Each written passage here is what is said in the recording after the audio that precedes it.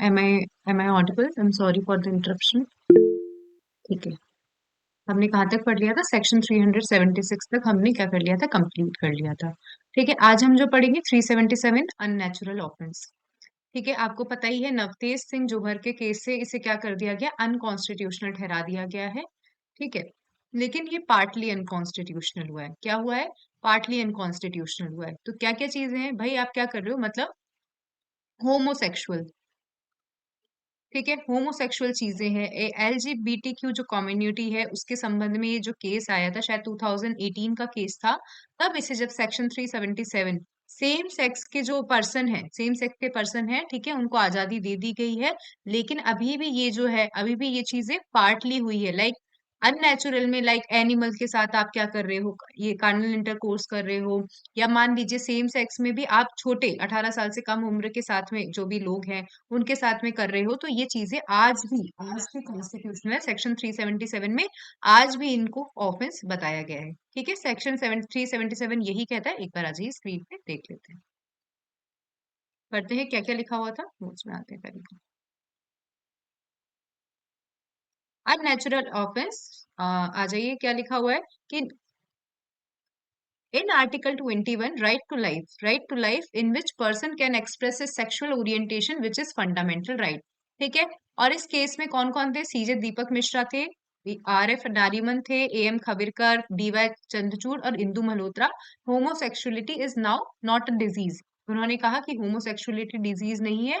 और फिर लास्ट में ये भी लिखा हुआ है कि 377 is not being declared fully unconstitutional। It's few part which relates to man, मतलब मैन मतलब माइनर एज वाले person and animal relation, it applies today also. इन चीजों पर ये आज भी अप्लाई होता है। ठीक है, कुछ भी नहीं था सेक्शन 377। अननेचुरल ऑफेंसेस के बारे में बात कर रहा था, एक बार हैंड रेज कर दीजिए, समझ में आ गया होगा। लेकिन पार्टली अनकॉन्स्टिट्यूशनल हुआ है, ज्यादा कुछ नहीं है। अब हम आते हैं ऑफेंस अगेंस्ट, हमारी ऑफेंस अगेंस्ट बॉडी कंप्लीट हो चुका है। ठीक है, जो हमारा याद करने वाली चीजें थी अब वो कंप्लीट हो चुकी है। अब जो हम आएंगे ये चलती है step by step. Theft, extortion, ये सब नंबर से चलते हैं। फिर रॉबरी, डकैती, फिर क्रिमिनल ब्रीच ऑफ ट्रस्ट, ठीक है, क्रिमिनल मिस एप्रोप्रिएशन इससे पहले आ जाता है, criminal miss appropriation, criminal breach of trust, house trespass, ये सारे शायद 11 तरीके के इसके अंदर ऑफेंसेस दे रखे हैं। आ जाइए, सबसे पहले क्या बात करते हैं? सबसे पहले बात होती है थेफ्ट। थेफ्ट, दो तीन चीजें आपको याद रखनी है थेफ्ट के अंदर, कि थेफ्ट केवल क्या होता है? मूवेबल प्रॉपर्टी का होता है। क्या होता है? थेफ्ट मूवेबल प्रॉपर्टी का होता है। दूसरा, आप क्या कर रहे हो? प्रॉपर्टी को आउट ऑफ पोजीशन लेकर जा रहे हो। हम सबको एक एक करके बारीक बारीक बारीक से डिस्कस करेंगे कि आउट ऑफ पोजीशन आप किसी प्रॉपर्टी को क्या कर रहे हो? लेकर जा रहे हो। फिर डिसऑनेस्ट इंटेंशन, डिसऑनेस्ट इंटेंशन से आप क्या कर रहे हो? प्रॉपर्टी को मूव कर रहे हो और विदाउट पर्सन्स कंसेंट। चारों पॉइंट याद रहेंगे। ये चार पॉइंट आपको थेफ्ट की डेफिनेशन में याद रखने हैं कि when a person with dishonest intention क्या करता है? मूव करता है प्रॉपर्टी को। मूव करता है वो भी कौन सी प्रॉपर्टी को? मूवेबल प्रॉपर्टी को। ठीक है, उस पर्सन की कंसेंट के बिना जिसके पोजीशन में वो प्रॉपर्टी है। एक बार हैंड रेज करो, इंपॉर्टेंट है, थेफ्ट की डेफिनेशन पूरी इंपॉर्टेंट। चार पॉइंट आपको याद रखना है। चार क्यों, पांच ही याद रखना है। मूव करता है। आप जब भी थेफ्ट की डेफिनेशन लिखोगे या थेफ्ट का चार्ज फ्रेम करोगे, थेफ्ट का चार्ज फ्रेम करोगे, उसमें आपको ये चारों पांचों पॉइंट लिखकर आने पड़ेंगे। तो थेफ्ट की डेफिनेशन याद हो गई। देखते हैं स्क्रीन पे आ जाइए।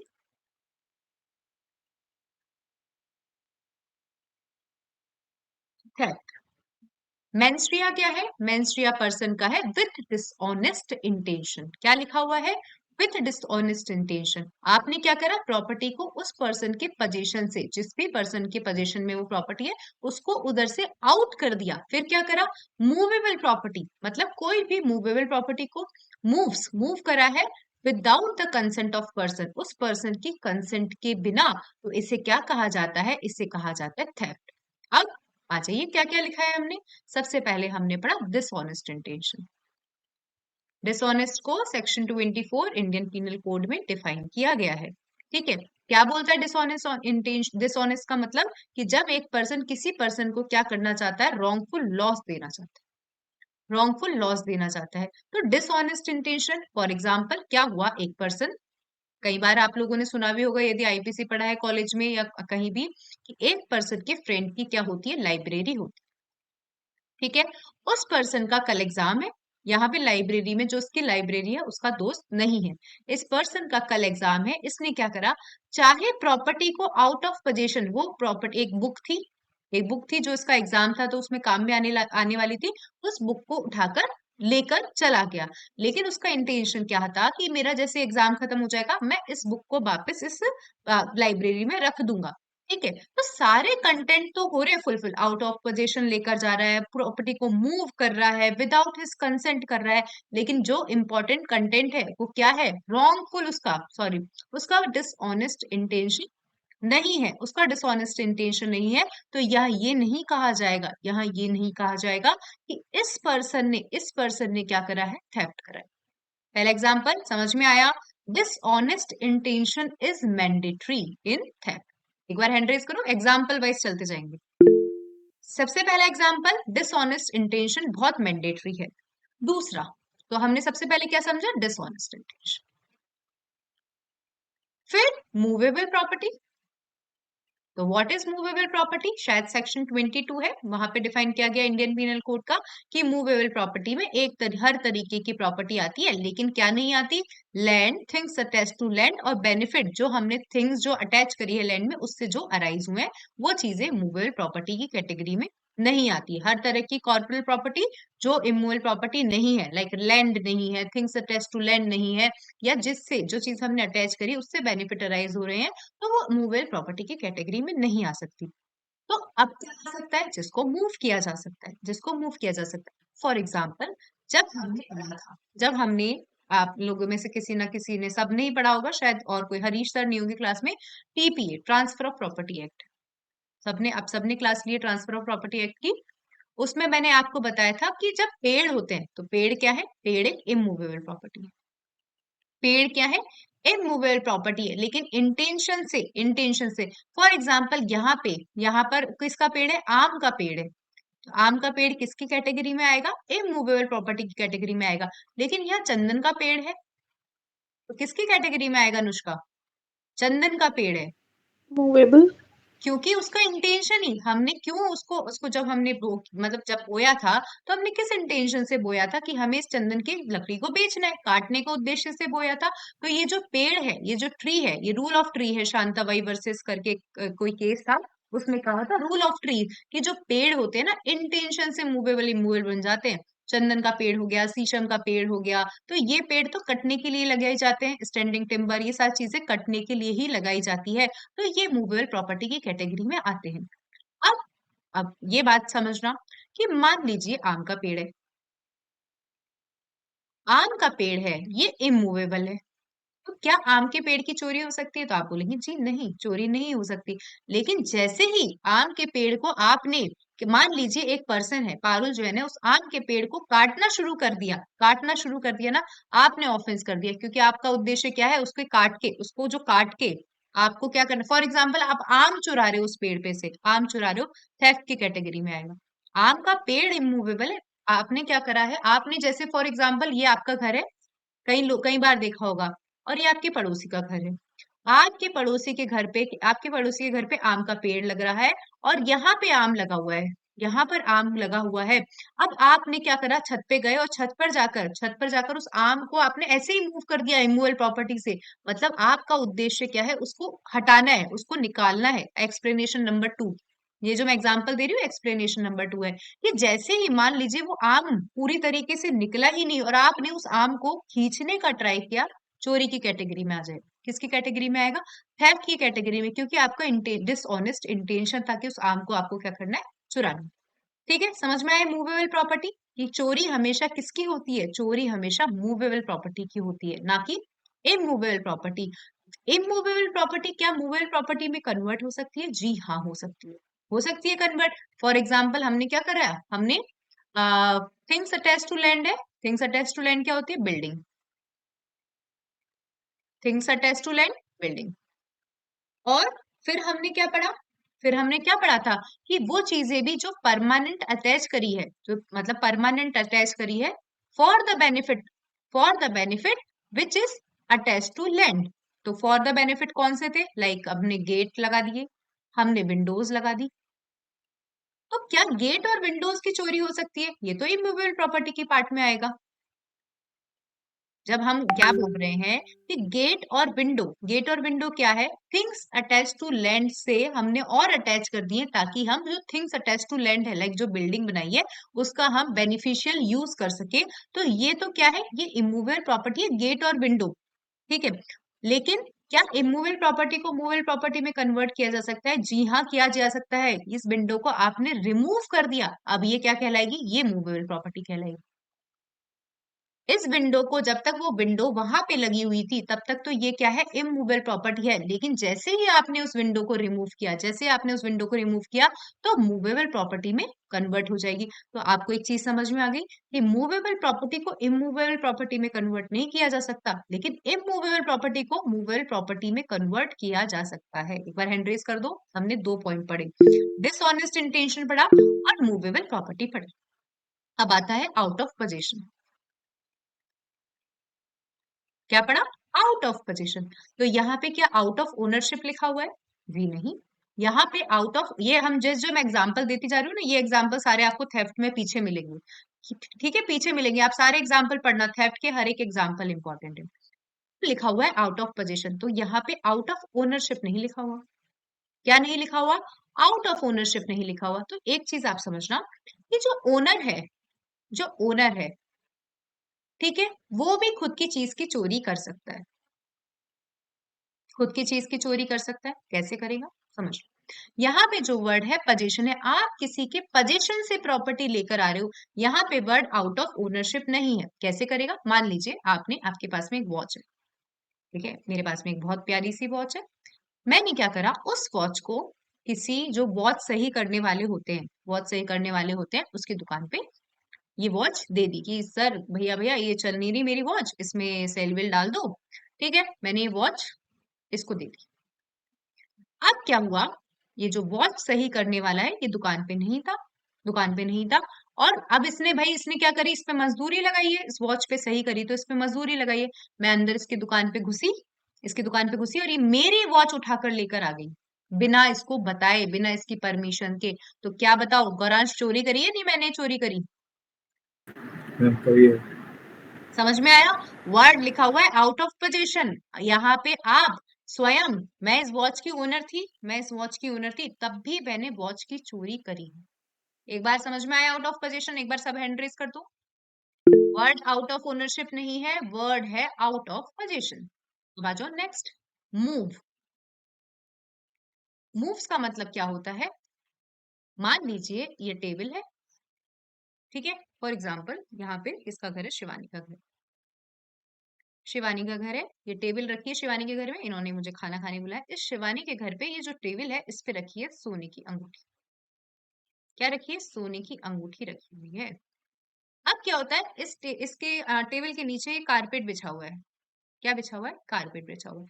अब मैंने डिसऑनेस्ट इंटेंशन से इस अंगूठी को उठाया और मैंने क्या करा, इस कारपेट के नीचे डाल दिया, ताकि जब शिवानी इसको ढूंढे तो इसको मिले नहीं। ठीक है, तो मूव का मतलब ये, मैं शिवानी के घर से अभी तक बाहर नहीं निकली हूँ, इस प्रॉपर्टी को लेकर, इस अंगूठी को लेकर मैं अभी तक शिवानी के घर से बाहर नहीं निकली हूँ। मैंने क्या करा, जस्ट इसके नीचे इसको क्या कर दिया, मूव कर दिया है, ताकि ये जो पर्सन है, जो इसका ओनर है, इसको दिखे नहीं। जी हाँ, मैंने क्या करी है? प्रॉपर्टी की चोरी करी। समझ में आया मूव का मतलब? एक बार हैंड रेज कर दो। दोबारा रिवाइज कर लेंगे सारे, लेकिन एक बार हैंड रेज करते जाओ, समझ में आना चाहिए। अब यहाँ पे एक एग्जांपल और आता है। मूव का मतलब परमानेंटली मूव करना है या टेम्पररी मूव करना है? समझना। एक था सरकारी अफसर, पब्लिक सर्वेंट, ठीक है, मान लीजिए कोर्ट वोट में काम करता होगा ये, या कहीं भी ऑफिस में काम करता होगा। इसके पास में एक्सेस था सारी फाइल्स का, सारी फाइल्स का एक्सेस था। अब क्या करा इसने, कोई एक इसका कोई फ्रेंड व्रेंड होगा, इसका कोई फ्रेंड वगैरह होगा, इसको यहाँ से फाइल चाहिए थी। ये तो भाई गवर्नमेंट ऑफिस है, गवर्नमेंट ऑफिस है, यहां से इसने ये नाम मान लीजिए ये 111 नंबर की फाइल उठाई और इसके फ्रेंड को 2 दिन के लिए दे दी। क्या कर दी?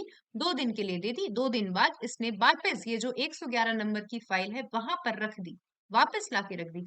क्या ये जो मान लीजिए पब्लिक सर्वेंट मोहन है, क्या मोहन ने चोरी करी या नहीं करी? अवंशिका,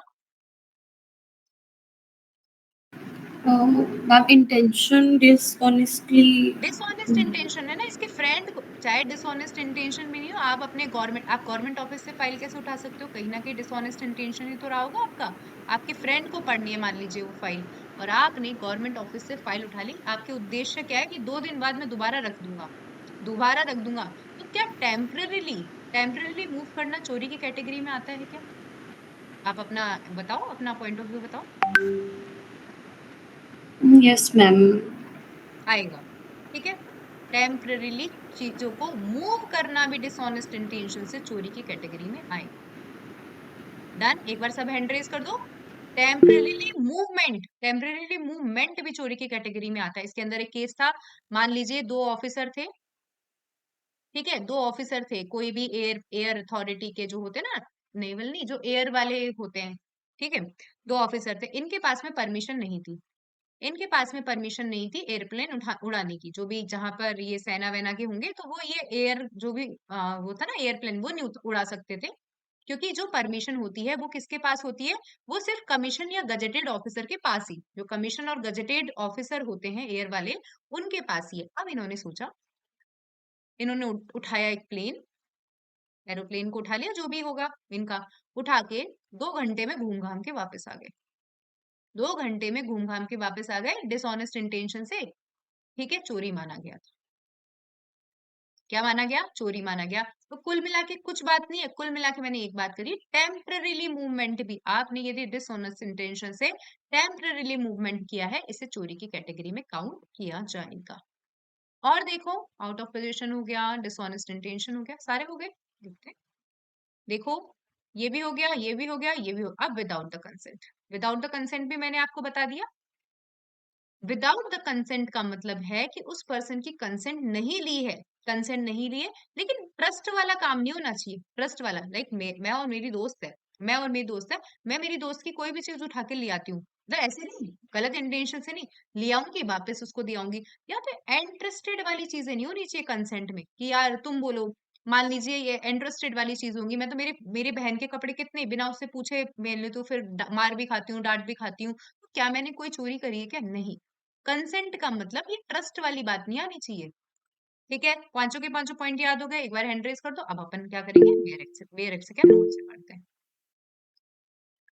पहले तो डेफिनेशन पढ़ते हैं, फिर आते हैं इसके अंदर।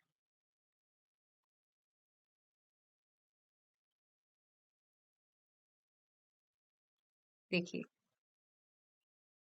whoever intending to take dishonestly any, आप ऐसे पढ़ोगे तो कम याद रहेगी, आप एक्टर्स या मेंस्ट्रिया करके पढ़ोगे तो ज्यादा याद रहेगी। whoever intending to take dishonestly any movable property out of the possession of any person without that person's consent moves that property in order to such taking is said to commit theft। ठीक है, dishonestly किसी ने move कर दिया, out of position कर दी है, dishonest intention के साथ कर दी है, विदाउट हिज कंसेंट, तो इसे कहा जाएगा थेफ्ट। आ जाइए इसमें देखते हैं नोट्स में।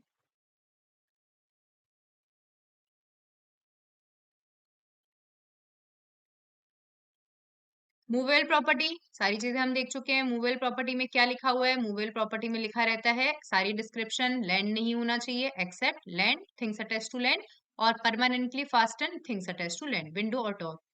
ठीक है, section 3 transfer of property act में इमूवेबल प्रॉपर्टी की बात की गई है। थेफ्ट केवल मूवेबल प्रॉपर्टी की होती है, मूवेबल प्रॉपर्टी को इमूवेबल प्रॉपर्टी में कन्वर्ट नहीं किया जा सकता, कैन नॉट बी कन्वर्टेड आएगा। Movable property can not be converted into immovable property, immovable property can be converted into movable property, ये हम लिख चुके। Out of position, the word used here is position not ownership, that is owner can also commit theft. ये जो हमने पढ़ा ना कि घड़ी लेकर चले गए, ये सारे इलस्ट्रेशन जे और के में लिखा हुआ है। मूव्स, जैसे कि जैसे ही पर्सन प्रॉपर्टी को मूव कर देता है उसे क्या कहा जाएगा कि उसने क्या कमिट की है, थिंग कमिट की है, इवन दो वो जो थिंग है उसको प्रेमाइसिस के बाहर लेकर नहीं जा रहा है। मैंने क्या बोला, मैंने शिवानी की अंगूठी को उठाकर पर उसके फर्श के नीचे डाल दिया था, मैंने जैसे ही मूव करी मेरे को मान लिया जाएगा कि मैंने चोरी करी है, चोरी करी है, चाहे मैं प्रेमाइसिस के बाहर लेकर नहीं गई हूँ। Without consent person does not even know, person को पता नहीं हो, लेकिन मैटर ट्रस्ट का नहीं होना चाहिए, मैटर ट्रस्ट का नहीं होना चाहिए। ठीक है, और आ जाइए डिसऑनेस्ट इंटेंशन।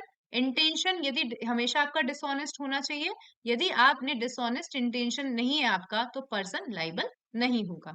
अब आ जाइए इसके एक्सप्लेनेशन।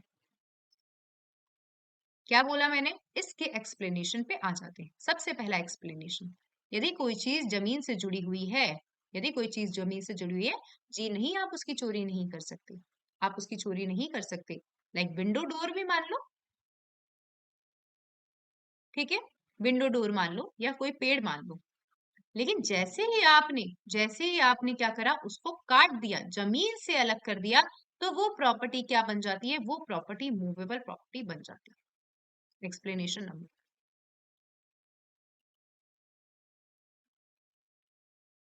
एट थिंग, ये दोनों सेम बात करता है। एक्सप्लेनेशन नंबर 2 बस इसको क्या करता है, थोड़ा फर्दर एक्सप्लेनेशन कर, फर्दर मतलब क्या करता है, एक्सप्लेन करता है।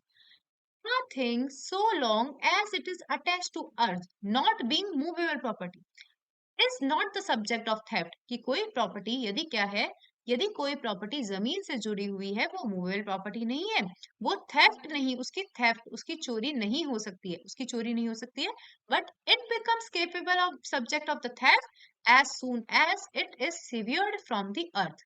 जैसे ही आपने क्या करा, उसको जमीन से हटाया, जमीन से हटाया, तो वैसे ही क्या किया जाएगा, वैसे ही उसको क्या मान लिया जाएगा कि आपने क्या कर ली है, चोरी कर ली। मतलब आपने ये जैसे इसको जमीन से रिमूव करा तो वो चोरी के लायक बन जाती है, it's being capable of being theft, या it's capable of being theft. पहला एक्सप्लेनेशन कोई इशू नहीं है, एक बार हैंड रेज करो। नंबर वाइज चलेंगे, थेफ्ट की डेफिनेशन में नंबर वाइज चलेंगे। सबसे पहली चीज, सबसे पहला एक्सप्लेनेशन, पहले आपको वो 5 चीजें लिखनी है, ठीक है, कभी भी थेफ्ट की डेफिनेशन है, फिर आपको एक्सप्लेनेशन नंबर 1 लिखना है कि कोई चीज जमीन से जुड़ी है, जी नहीं, लेकिन कोई चीज को आपने रिमूव कर दिया तो क्या होगा, तो थेफ्ट की कैटेगरी में आ जाएगा। अब मैंने आपको क्या बोला कि जो सीवियरेंस, जैसे ही आपने सीवियरेंस करने का ट्राई किया, यहाँ पे लग रहा था एक छोटा पेड़, कोई छोटा सा पेड़ का नाम बताओ जो पेड़ छोटा होता है, किसी को आइडिया है? ऐसे तो सारे पेड़ बड़े बड़े होते हैं, कोई ऐसा पेड़ है जो छोटा हो सकता है, इजीली कट सकता है, आप लोगों को आइडिया हो? फॉर एग्जाम्पल, मुझे नहीं पता आम का पेड़ कितना बड़ा होता है, फॉर एग्जाम्पल आम का पेड़ है, ठीक है। अब आपने जैसे ही कुल्हाड़ी से इस आम के पेड़ को सिवियर करने का ट्राई किया ना, काटना स्टार्ट किया, मैंने क्या बोला, काटना शुरू किया, काटा नहीं अभी, कंप्लीट नहीं करा, आपने जैसे ही काटना शुरू करा ना, आपको मिल जाएगा, आपको क्या बोला जाएगा कि आपने चोरी कर ली है। मैंने क्या बोला था कि जैसे फॉर एग्जांपल एक तो ये है कि जैसे आपने सिवियरेंस करने का ट्राई किया, जैसे आपने सिवियरेंस करने का ट्राई किया, आप चोरी की कैटेगरी में आ जाओगे। और एक एग्जांपल और देखो, मैंने आपको बोला था आप अपने पड़ोसी के घर पे, पड़ोसी के घर से आप क्या ले रहे हो, आम ले रहे हो, ठीक है, आम ले रहे हो। चलो ये तो छोटी मोटी चीजें हैं, ये तो छोटी छोटी चीजें हैं, आम तो वैसे सेक्शन 95 से क्या हो जाएगा, एक्सेप्शन की कैटेगरी में आ जाएगा। लेकिन मान लीजिए कोई महंगा पेड़ है, कोई महंगा पेड़ है, चंदन का पेड़ है, चंदन के पेड़ की टहनियां पता नहीं आती है नहीं आती, लेकिन चंदन के पेड़ की टहनी आपने जैसे ही काटना शुरू करी या खींचना चालू करी, और खींचने से उसमें थोड़ी सी क्या आ गया, स्क्रैच आ गया है। फॉर एग्जाम्पल यहाँ पे आम है, आम को जैसे आपने खींचना चालू किया और आम में क्या आ गया, मतलब टूटना स्टार्ट हो गया है, तो ये किसकी कैटेगरी में आ जाएगा, ये थेफ्ट की कैटेगरी में आ जाएगा। पढ़ो एक्सप्लेनेशन नंबर 2।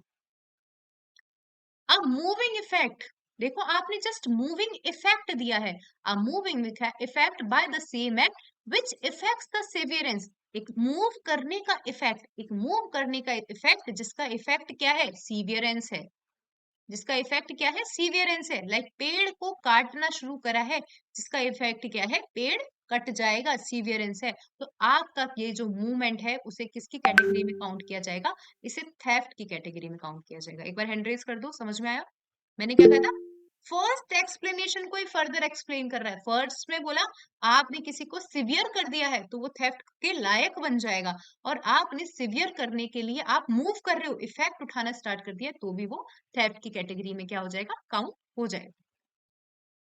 ठीक है, अब आ जाइए थर्ड एक्सप्लेनेशन, एक्सप्लेनेशन नंबर 3।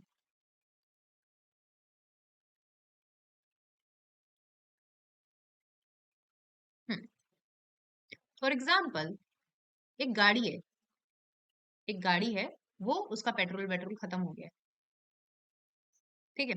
अब यहाँ इस गाड़ी को थोड़ा सा पहाड़ वाली जगह पे ये गाड़ी खड़ी थी, ठीक है। तो जो इसका ओनर है, जो इसका ओनर है, यहाँ पे पत्थर लगा के चला गया कि यार ये नीचे चली जाएगी, नीचे चली जाएगी। तो इसने क्या इसने थोड़े से ऑब्स्टेकल लगा दिए कि यार जब तक मैं पेट्रोल वेट्रोल लेकर आ रहा हूँ, जब तक मैं पेट्रोल लेकर आ रहा हूँ, तब तक ये गाड़ी बेचारी खड़ी रहे, नीचे नहीं चली जाए। पारुल जैन चोरी करने के उद्देश्य से, मैंने बोला इंटेंशन, मेरा इंटेंशन गलत नहीं होना चाहिए, मेरा इंटेंशन है चोरी करने के उद्देश्य से मैंने इस कार को हाथ नहीं लगाया है, मैंने इस कार को हाथ नहीं लगाया, लेकिन मैंने ये जो पत्थर था, ये जो ऑब्स्टिकल था, इसको रिमूव कर दिया है। जी हाँ, जैसे ही मैंने इस पत्थर को रिमूव करा, तो ये किसकी कैटेगरी में आ जाएगा, चोरी की कैटेगरी में आ जाएगा। पढ़ते हैं, A person is said to cause a thing to move. एक person को मूवमेंट करना तब माना जाएगा by removing an obstacle which prevented it from moving, or by separating it from any other thing as well as by actually moving it. आप ये याद रख लो कि आप क्या कर रहे हो, ऑब्स्टेकल को रिमूव करो, आप क्या कर रहे हो, ऑब्स्टेकल को रिमूव कर रहे हो, क्योंकि आपको पता है जैसे ही ऑब्स्टेकल रिमूव हुआ, जो थिंग इस चीज से अटैच्ड है वो ऑटोमेटिकली मूव हो जाएगी। तो आपने क्या करी है, इसकी चोरी करी है। क्या करी है, चोरी करी है। अब फॉर एग्जाम्पल एक एक मान लीजिए, कोई भी मान लीजिए, प्रिया मैम है, इसका डॉग है, इनका डॉग है, ठीक है। अब आप क्या कर रहे हो, प्रिया मैम के पास, प्रिया के पास में डॉग है, मैं पारुल क्या कर रही है, पारुल उठा के नहीं ले जा रही इस डॉग को, इसको उठा के नहीं ले जा रही, लेकिन इसको इंड्यूस कर रही है। मान लीजिए इस डॉग का फेवरेट, इस डॉग का जो फेवरेट बिस्किट है, वो इसको मतलब दूर से दिखा रही है ताकि इसको स्मेल आ रही है, और ये डॉग क्या हो रहा है, मूव हो रहा है। उद्देश्य क्या है, ऐसा नहीं है कि पारुल मतलब मजे मजे में ही खेल रही हो उस कुत्ते के साथ में। पारुल का डिसऑनेस्ट इंटेंशन है, क्या इंटेंशन है, इस डॉग को चोरी करना, इस डॉग को चोरी करना, या मान लीजिए इसके गले में कोई भी चीज है, इसके गले में कोई भी चीज है, उसको चोरी करना। तो जैसे ही मैंने इस जानवर को इंड्यूस करा और ये उस पर्सन की ओनरशिप से क्या हो गया, मूव हो गया, तो ये माना जाएगा कि मैंने क्या करी है, चोरी करी है। पढ़ लीजिए, a person who by means causes an animal to move is said to move that animal and move everything which is in consequence so of the motion so caused। कि आपने क्या करा, मूव करा है एनिमल को, और आपने उस एनिमल को मूव करने के साथ में कोई अदर थिंग जो भी उस एनिमल के साथ में है वो भी मूव करी है, तो आपने ये जो मूवमेंट है इसे क्या जाएगा, इसे क्या कहा जाएगा, आपको ये माना जाएगा कि आपने उस एनिमल को मूव किया है, और ये माना जाएगा कि आपने क्या कर लिया, चोरी कर ली। क्या कर ली है, चोरी कर ली। मतलब एक्सप्लेनेशन कितना डीप है चोरी का, चोरी का एक्सप्लेनेशन बहुत डीप है।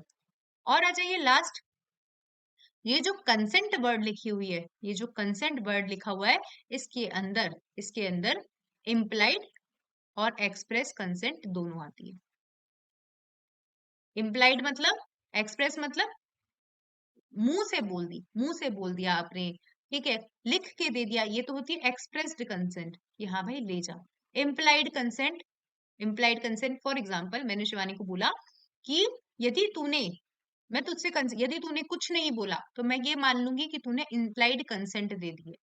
तो मैंने कुछ पूछा, उसने कुछ नहीं जवाब दिया, तो मैंने क्या मान लिया, इम्प्लाइड कंसेंट मान ली। तो इसे चोरी की कैटेगरी में नहीं रखा जाएगा क्योंकि उसने इम्प्लाइड कंसेंट दिया। जल्दी से याद करो, अ पर्सन कॉजेज क्या करता है, मूव द प्रॉपर्टी, मतलब क्या कर रहा है, एक पर्सन प्रॉपर्टी को मूव कर रहा है with dishonest intention, without his consent, movable property out of the possession, ठीक है। इसे क्या कहा जाएगा, थेफ्ट कहा जाएगा, थेफ्ट कहा जाएगा। थेफ्ट हमेशा मूवेबल प्रॉपर्टी की होती है। फिर एक्सप्लेनेशन नंबर 1, आपने कोई चीज यदि जमीन से अटैच्ड है, चोरी के लायक नहीं है, जैसे ही आपने सीवियर कर दी, चोरी के लायक बच जाती है। एक्सप्लेनेशन नंबर 2, जैसे ही आपने सीवियर करने का इफेक्ट चालू करा, जैसे ही आपने सीवियर के करने का इफेक्ट चालू करा, आपने चोरी करनी चालू कर दी, मतलब चोरी की कैटेगरी में आ जाओगे। थर्ड नंबर, आपने क्या करा है, आपने जो ऑब्स्टिकल से कोई थिंग क्या थी जुड़ी हुई थी, आपने उस ऑब्स्टिकल को रिमूव करा, आप चोरी की कैटेगरी में आ जाओगे। कोई जानवर को आप इंड्यूस कर रहे हो और उस जानवर से, यदि जानवर मूव हो रहा है और जानवर के साथ में कोई और भी चीज मूव हो रही है, आप चोरी की कैटेगरी में आ जाओगे। बस सब में दिस ऑनेस्ट इंटेंशन होना चाहिए। और कंसेंट का मतलब एक्सप्रेस और इम्प्लाइड कंसेंट दोनों है। ठीक है, एक बार हैंड रेस कर दो, समझ में आ गया होगा। ठीक है, अब बहुत सारी चीजें हैं।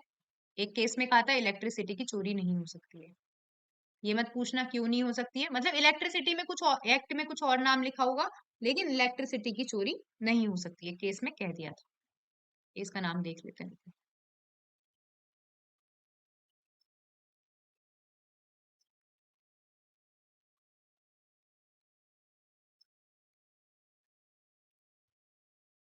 देखो इसके अंदर एग्जाम्पल भी लिखे गए, आपने ट्री काट दिया, आपने मैंगो ट्री से मैंगो निकाल लिया, आपने कोई कार स्टोन से अटकी हुई है ब्रिज पे, आपने क्या कर दिया, मतलब पंचर हो गई, आपने उस स्टोन को रिमूव कर दिया।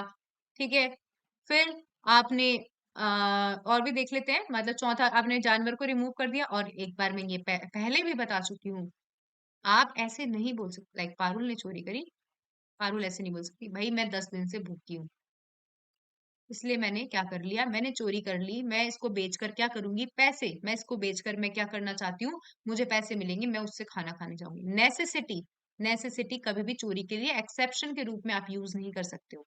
ठीक है, कभी भी नेसेसिटी हमेशा याद रखना, in offence of theft defence of necessity can not be taken. आप थेफ्ट के ऑफेंस में नेसेसिटी का डिफेंस नहीं ले सकते हो।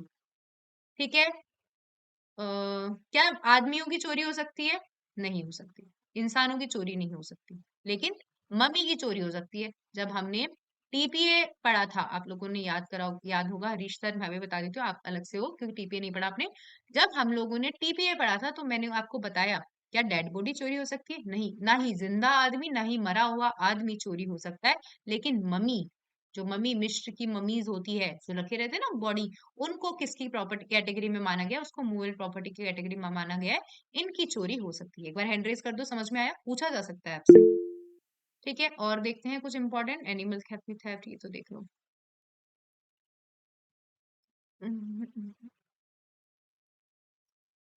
अवतार सिंह का केस था ये, है ना, Avtar Singh versus state of Punjab, की थेफ्ट की चोरी नहीं हो सकती, मतलब इलेक्ट्रिसिटी की चोरी नहीं हो सकती, ये कुछ ऐसा है। ठीक है, तो आई होप आपको याद हो गया होगा।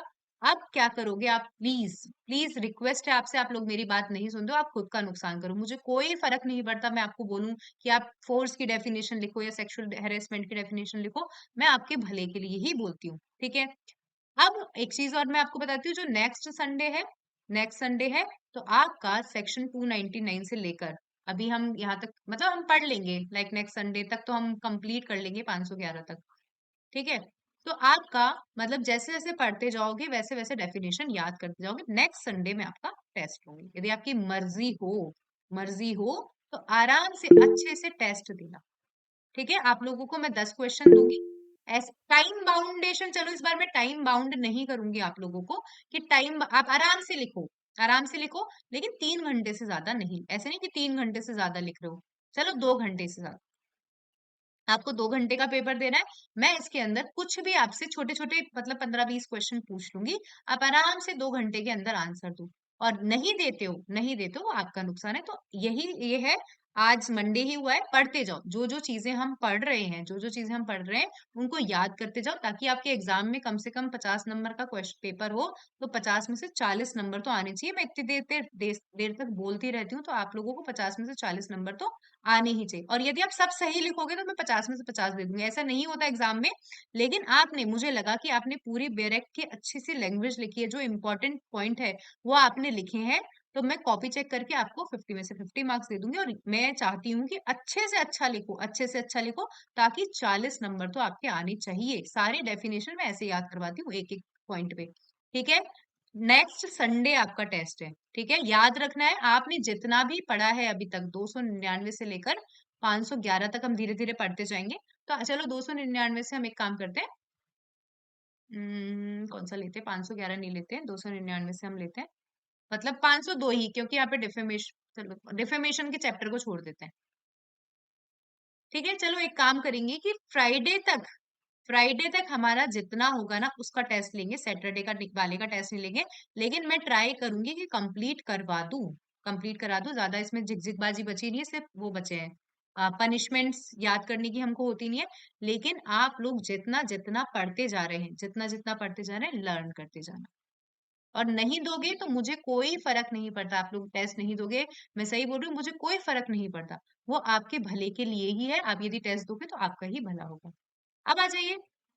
मैम हम्म इस संडे या फिर नेक्स्ट संडे, या फिर कंफ्यूजन हो गया, फिर से बता दीजिए। इसी संडे जो अब आएगा ना, ये जो हाँ हाँ, संडे आएगा नेक्स्ट, मतलब जो आएगा नेक्स्ट संडे उसमें। Okay okay. ठीक है, तो हम ट्राई करेंगे कि हम अब जैसे अभी मैं, जैसे रश्मि है, क्लास एक्सटेंड कर ली, पता है छोटी छोटी चीजें बहुत सफर कर जाती है। अभी जैसे अब अच्छी क्लास, मेरा मेरा मकसद था कि मैं बहुत अच्छे से पढ़ा दूंगी, अब इतनी इतनी सी चीजें, ये 10 मिनट के कारण फिर मेरा पीडीएफ वर्क नहीं हुआ, फिर 10 मिनट खराब हो गए। ठीक है, तो ये छोटी छोटी चीजें बहुत इफेक्ट कर जाती है, लेकिन अपन ट्राई करेंगे कि हम अच्छे से अपनी क्लास को कंप्लीट करें। अब आ जाओ, चोरी तो हमने पढ़ ली, चोरी हमने पढ़ ली, सारे इलस्ट्रेशन पढ़ोगे, एक भी इलस्ट्रेशन नहीं छोड़ना है आपको। चोरी का इलस्ट्रेशन आपको ऐसे याद रखना चाहिए कि 378 के इलस्ट्रेशन नंबर ए में क्या लिखा हुआ है। जितने भी इलस्ट्रेशन है, मैंने सारे के सारे इलस्ट्रेशन आपको एग्जाम्पल के साथ समझा दिए हैं। ठीक है, आपको पता होना चाहिए 378 के इलस्ट्रेशन नंबर बी में क्या लिखा हुआ है, क्योंकि एग्जाम में ऐसे आते हैं। बाकी किसी के याद करने के लिए नहीं बोल रही हूँ मैं, किसी के भी इलस्ट्रेशन के नंबर याद करने के लिए नहीं बोल रही हूँ। जब हम एक तो वो पढ़ेंगे, क्या पढ़ते हैं, इंडियन एविडेंस एक्ट पढ़ेंगे, उसके अंदर सेक्शन 114 के ABCD याद करने के लिए बोलूंगी, वो भी इलस्ट्रेशन है ना। और ये जो 378 का आपको पता होना चाहिए कि ए में कौन सा इलस्ट्रेशन दे रखा है, बी में कौन सा इलस्ट्रेशन दे रखा है, ताकि आप मेंस में अच्छा लिख पाओ। आप नहीं मानोगे, ये देखो जिसने भी हमें पढ़ाया था, ये देखिए कैसे लिखे हुए हैं हमने इलस्ट्रेशन, दिख रहे हैं, ए में ट्री लिखा हुआ है, बी में डॉग के बारे में लिखा हुआ है, सी में बुल के बारे में लिखा हुआ है। तो ये सारे इलस्ट्रेशन इस तरीके से हम लोगों ने याद करे थे। ठीक है, अब आ जाओ थेफ्ट इन ड्वेलिंग हाउस। थेफ्ट इन ड्वेलिंग हाउस, ड्वेलिंग का मतलब जो मानव के, लोगों के रहने व्यापार करने के काम में आती। घर का मतलब घर नहीं है, घर का मतलब टेंट, वेसल, हाउस, सब चीजें हैं। ठीक है, थेफ्ट इन ड्वेलिंग हाउस, थेफ्ट की जो पनिशमेंट है वो तो है 3 साल, 3 इयर्स। ड्वेलिंग हाउस में जो आपने पनिशमेंट करी है, ये क्या है, एग्रावेटेड फॉर्म है थेफ्ट की। 379 में तो पनिशमेंट है 3 इयर्स, 380 में लिखा है थेफ्ट इन ड्वेलिंग हाउस 7 इयर्स की पनिशमेंट है। कितनी की पनिशमेंट है, 7 इयर्स की पनिशमेंट है। थेफ्ट बाय क्लर्क और सर्वेंट, थेफ्ट बाय क्लर्क और सर्वेंट किसकी पनिशमेंट है, 7 साल। अब ये क्यों लिखा हुआ है समझना, कि भाई यहाँ पे ट्रस्ट वाला बात थी। यदि कोई पर्सन, मान लीजिए मेरा सर्वेंट है, मेरा क्लर्क है, मैंने उसको कोई चीज रख के दी है, मैंने इसको कोई चीज रख कर दी है कि भाई तू इसको संभाल, अब वही उस चीज की चोरी कर रहा है, क्या कर रहा है, वही इस चीज की चोरी कर रहा है। एग्रावेटेड फॉर्म है थेफ्ट का, क्या है, थेफ्ट का अग्रवेटेड फॉर्म है, 7 साल की पनिशमेंट मिलेगी। एक बार देख लेते हैं कुछ एक्स्ट्रा लिखा हुआ तो। ये सारे इलस्ट्रेशन पढ़ने हैं आपको, एक भी इलस्ट्रेशन नहीं छोड़ना। इसके अंदर एक इंपॉर्टेंट इलस्ट्रेशन देखो, मैं बताऊं कौन सा इंपॉर्टेंट इलस्ट्रेशन है। ये दोनों इलस्ट्रेशन पढ़ोगे, ये और ये, क्योंकि यहाँ पे एक में थेफ्ट है और एक में क्रिमिनल ब्रीच ऑफ ट्रस्ट है। ठीक है, वो आप खुद ही इंटेंशन देखना कि क्यों यहाँ पे थेफ्ट है और क्यों यहाँ पे क्रिमिनल ब्रीच ऑफ ट्रस्ट है। और भी चीजें बताऊंगी अभी मैं थेफ्ट के बारे में, ये हमने सब पढ़ लिया है। ये देखना, ये पॉन करके गया, वॉच को गिरवी रख के गया, और फिर वॉच को विदाउट कंसेंट उठा के लेकर गया, खुद की प्रॉपर्टी थी तो भी उसने खुद की प्रॉपर्टी की चोरी करी, ये सब हम चीजें पढ़ चुके हैं। पनिशमेंट हमने पढ़ ली, 3 साल और फाइन। ड्वेलिंग हाउस में आप करते हो तो 7 साल की सजा है। और यदि आपने मास्टर की चीज की चोरी करी है, 7 साल की सजा है। अब आ जाओ, theft after preparation made for causing death, hurt और restraint in order to committing the theft. मैं गई चोरी करने, मेरे जेब में था चाकू, यूज नहीं किया है, प्रिपरेशन करके गई हूँ। मैंने क्या बोला, यूज नहीं किया, यूज कर लेती रॉबरी की कैटेगरी में आ जाता। मैंने चाकू क्या कर रहा है, जेब के अंदर रखा है, प्रिपरेशन करके गई हूँ कि भाई कोई आके, मतलब कोई आया नहीं मेरे सामने, लेकिन कोई आ जाता तो मैं उसको क्या कर देती, डेथ कर देती, हर्ट कर देती, या रॉन्गफुल रेस्ट्रेन कर लेती। मैं ऐसी प्रिपरेशन करके गई हूँ। सेक्शन 382 में आपको चोरी, और प्रिपरेशन करने के बाद चोरी कर ली मैंने, आपको सेक्शन, मेरे जेब में ही रखा हुआ है, मैंने क्या बोला, बंदूक मेरी जेब में है, चाकू मेरी जेब में है, मैंने उठा के बाहर नहीं निकाला है, सिर्फ जेब में प्रिपरेशन करके गई हूँ कि बाय चांस कोई सामने आ जाएगा तो मैं उसको उड़ा दूंगी, फिर वो बाद में वो रॉबरी की कैटेगरी में आ जाता है, अभी जस्ट मेरी पॉकेट में रखा हुआ है, थेफ्ट की कैटेगरी में आएगा। डन, सेक्शन 382 कि theft done be after preparation, theft after preparation made for causing death, hurt or restraint in order to committing the theft। कि भाई यदि कमिट थेफ्ट करते टाइम मेरे पास में कोई आ गया तो मेरे पास में क्या है, सब चीजों का सामान है, मीन है मेरे पास में कि मैं क्या कर सकती हूँ, किसी की डेथ कर सकती हूँ, हर्ट कर सकती हूँ, रॉन्गफुल रेस्ट्रेंट कर सकती हूँ। एक बार हेड रेस कर दो, समझ में आया थेफ्ट। अब यहाँ पे आता है क्वेश्चन, जमीन पे पड़े हैं आपके पास में 500 रुपए, लाइक जमीन पे पड़ी है सोने की अंगूठी, मैंने उठा ली। हमारे जैन धर्म में तो इसको चोरी माना जाता है, लेकिन धर्म के हिसाब से थोड़ी पढ़ रहे हैं हम, इंडियन पीनल कोड के हिसाब से पढ़ रहे हैं। जमीन पे पड़ी है सोने की अंगूठी तो मैंने उठा ली, क्या मैंने चोरी करी? जतिन सर, किसी की है, मुझे नहीं पता किसकी है। मैम अगर आपने उठा लिए पैसे, हाँ मैंने उठा के रख ली अपनी जेब में। हाँ तो मैम चोरी कर ली। नहीं करी, आउट ऑफ पोजीशन का है यहाँ पे शब्द, जमीन पे पड़ी थी, किसके पोजीशन से उठाई है मैंने? सड़क पे पड़ी थी, मैंने सोचा कोई नहीं उठाएगा तो मैं उठा लेती हूँ। यहाँ पे आउट ऑफ पोजीशन का कंटेंट आया क्या? बताइए, आया या नहीं आया? किसके नो मैम। किसके, तो क्या चोरी करी? मैंने क्या बोला, चोरी में 5 तत्व होने चाहिए थे, तो आया आउट ऑफ पोजीशन? जी नहीं, मैंने चोरी नहीं करी, ये मैंने क्रिमिनल मिसएप्रोप्रिएशन करा है, वो हम बाद में पढ़ेंगे। लेकिन समझ में आया चोरी क्यों नहीं हुई? क्योंकि मैंने चोरी नहीं करी है। ठीक है, सोने की अंगूठी उठा के मैंने जेब में रख ली, आउट ऑफ पोजीशन नहीं लेकर गई हूँ, किसी की कंसेंट वंसेंट की बात नहीं थी, रास्ते में पड़ी थी। एक बार हैंड रेज कर दो, समझ में आया? ये एग्जाम्पल मोस्टली पूछा जाता है। ये आपने क्रिमिनल ये किया है, मतलब क्रिमिनल ये वो होता है ना, CMP, miss appropriation of property करा है, आपने चोरी नहीं करी है। अब आ जाइए, एक दो ऊपर नीचे देख लेते हैं, बस एक डेफिनेशन देखते हैं, ठीक है, बाकी का टाइम अपने पास में है नहीं। एक्सटॉर्शन, मैंने क्या कहा, चोरी में मैं क्या करके लेके गई, विदाउट कंसेंट उसकी प्रॉपर्टी को उठाकर लेकर चली गई। ठीक है, अब बात आती है एक्सटॉर्शन, मैं उसको क्या कर रही हूँ, डरा रही हूँ, और उसकी कंसेंट के साथ। तो भाई एक चीज समझ गए, ये जो कंसेंट पर्सन दे रहा है ये फ्री कंसेंट नहीं है। मैं उसको बोल रही हूँ कि तू मुझे प्रॉपर्टी डिलीवर कर, तू मुझे प्रॉपर्टी डिलीवर कर, यदि तूने प्रॉपर्टी डिलीवर नहीं करी तो मैं तुझे क्या कर दूंगी, इंजरी कर दूंगी। क्या कर दूंगी? इंजरी कर दूंगी। उसके डर के मारे, उसके डर के कारण मैं क्या कर रही हूँ, उससे कोई भी प्रॉपर्टी डिलीवर करवा रही हूँ। समझ में आया? या कोई भी वैल्यूएबल सिक्योरिटी डिलीवर करवा रही हूँ। ठीक है, तो इट इज कॉल्ड एक्सटॉर्शन। अब आपसे पूछा जाता है कि थेफ्ट और एक्सटॉर्शन में क्या डिफरेंस है। वापस बोलती हूँ पहले मैं, एक्सटॉर्शन का क्या मतलब है। एक्सटॉर्शन में मैंने उसको फियर दी है, इंजरी दी है, मतलब फियर ऑफ इंजरी कर दिया मैंने, कि तू मुझे कंसेंट दे, तू मुझे चीज दे, मैं तुझे, अदरवाइज यदि तूने मुझे चीज नहीं दी तो मैं तुझे इंजरी कर दूंगा। It is called extortion. अब यहाँ पे क्वेश्चन आता है, थेफ्ट और एक्सटॉर्शन में क्या डिफरेंस है।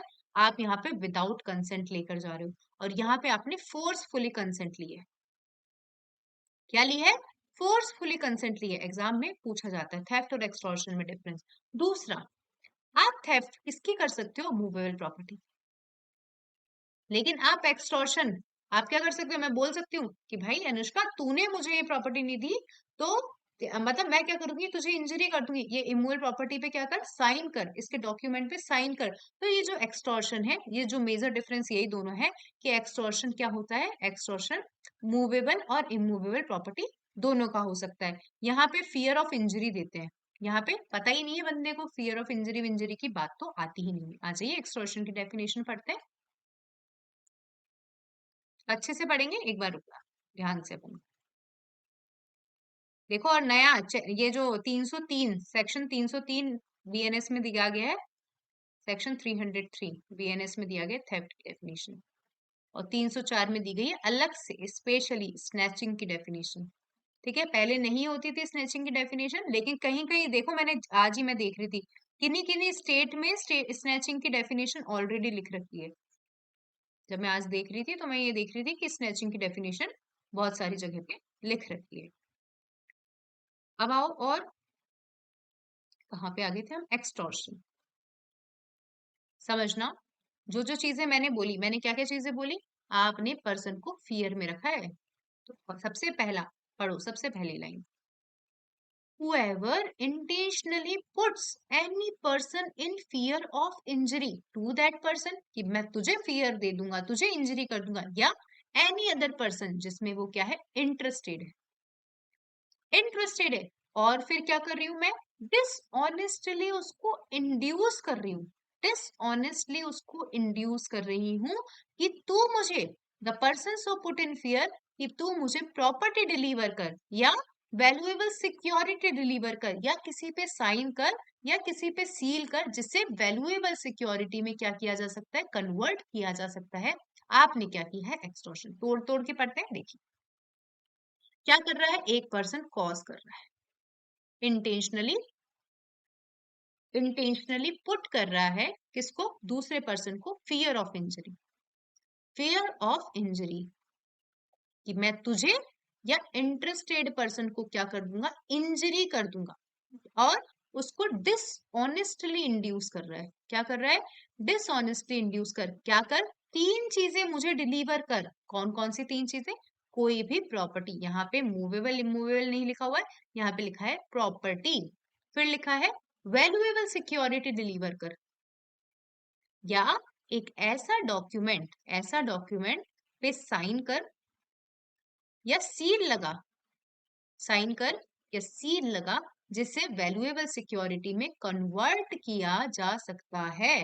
तो आपने क्या किया है, आपने किया है एक्सटॉर्शन। तो एक चीज और समझ में आ गई, थेफ्ट में हम उठा के लेके जाते हैं प्रॉपर्टी को, एक्सटॉर्शन में वो पर्सन खुद दे देता है, खुद डिलीवर कर देता है। समझ में आया एक्सटॉर्शन, एक बार हैंड रेज करो। थेफ्ट और एक्सटॉर्शन सबकी डेफिनेशन आपको याद रखनी है। किडनैपिंग हो गया, अबडक्शन हो गया, इन सब की डेफिनेशन आपको क्या करना है, याद रखना है। चलो एक फायदा, एक और चीज मैं आपको बोल देती हूँ, आप क्योंकि इतना सारा आप नहीं पढ़ पाओगे, मैं आपको जितनी भी डेफिनेशन है, जितनी भी डेफिनेशन है, सिर्फ वही वही याद कर लेना, सिर्फ वही वही याद कर लोगे, पार्ट सी काफी कंप्लीट हो जाएगा। तो मैं आपसे डेफिनेशन का टेस्ट लूंगी, किसका टेस्ट लूंगी, क्योंकि आपको ये अब ये सोचोगे कि वही कि है ना, कि 7 साल या 10 साल ये याद करते करते टाइम खराब हो जाएगा आपका। आप सिर्फ डेफिनेशन, ठग की डेफिनेशन, मर्डर की डेफिनेशन, अटेम्प्ट टू मर्डर की definition, attempt to culpable homicide की डेफिनेशन, और मिस कैरेज की डेफिनेशन वैसे नहीं दे रखी, लेकिन याद होनी चाहिए आपको, और हर्ट की डेफिनेशन, ग्रीवियस हर्ट की definition, wrongful restaurant, wrongful confinement की डेफिनेशन, रेप की डेफिनेशन, ये सबकी डेफिनेशन आप याद रखेंगे। ठीक है, तो बाकी का हम कल पढ़ लेंगे, ऐसी कोई वो नहीं है। ठीक है, कल से एग्जैक्ट 8:15 पे क्लास स्टार्ट कर देंगे, चाहे कोई एक्सटेंशन करने के लिए बोले या नहीं। ठीक है, थैंक यू सो मच।